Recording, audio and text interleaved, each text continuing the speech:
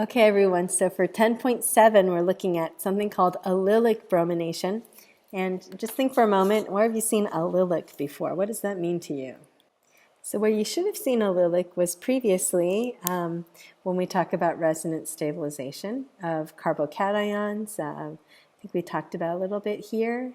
So we've got resonance stabilization here. So allylic means that you are a radical next to a double bond, not on the double bond, which would be called vinylic. Okay. So when we look at the allylic position, you notice something about its bond association energy for this hydrogen. So this is the allylic position here. It's next to the double bond, okay? And so its bond energy is much lower than the bond energies for taking off the vinylic hydrogen or even the one next to the allylic on the other side. So the resonance structures that explain why that bond is easier to break can be drawn by removing that hydrogen, starting with that allylic radical, and then drawing how that can be stabilized over a region of this molecule. So let's draw some resonance structures again. Okay, do you guys notice that we're doing this several times? So this is sort of an important thing to be able to do.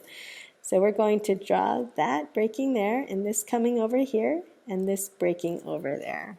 Okay, so you guys can see from this that this radical here is actually spread out to over here. So what that does is it spreads the density of electrons over this region of the molecule. So that helps to stabilize this radical. So when you break this bond, you're going to have something that's more stable. So that's what's helping to make that bond energy lower. So keeping in mind that the lowest bond association energy means that we're going to make the most likely radical, let's take this allylic radical and let's brominate it. Okay, so the product we're going to get, let's write the whole reaction down. We're going to get this plus Br2 in the presence of light or heat will make our allylic bromination product. Now the problem is, I think you guys remember this reaction. When you have a double bond in Br2, remember you just brominate it? So that reaction is where you have like Br on this side and Br on that side. So we obviously don't want that, we want this instead. So what we can do is to try to minimize the amount of Br2 available. And to do that, there's a different reagent that we tend to use for allylic halogenation as opposed to bromination of an alkene. So that reagent is called NBS, N-bromosuccinimide, and it looks like this, and you can see there's only one source of bromine radical. So instead of taking Br2 and breaking it in half and getting two Br radicals, we have NBS, which gives off one bromine radical, and then this is not likely to add to the molecule because it's stabilized by resonance. And so you can see the resonance structures that you might get from this radical here. It could look something like this. Okay, so it's actually stabilized over both of these carbonyl groups, because I could also take that radical and go the other direction here. And so we have actually stabilization across this whole side of the N-bromosuccinimide. So to explain how we can do allylic bromination, NBS, this is how NBS is used. We're going to think of NBS as just bromine radical. So it's actually fine with me. You can show the initiation step like this. You can just write that out if you want. Or you can just show it as a Br radical. So now the thing is, the tendency is to want to react it with the pi bond, but we're going to react it at the tertiary center. Remember, because bromine radicals like tertiary, but they also like the allylic position, and that allylic position is right here. So I want to take the hydrogen from that. Okay, now I'm going to have two possible products. So I'm going to show how, obviously, if I just took bromine radical here, again, from another NBS, and showed it reacting and terminating, these two can get together and I can get this compound.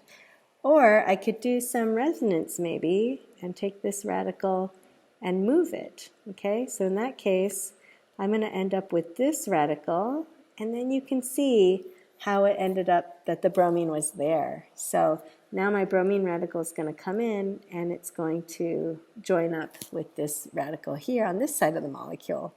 And so that's how I get both products. In terms of which one's major or minor, maybe there might be a slight preference for the tertiary radical. but you're going to see that there's resonance delocalization, so you get both. Now, I know many of you guys are interested in medical fields or human biology, so there's something called gamma aminobutyric acid, or GABA.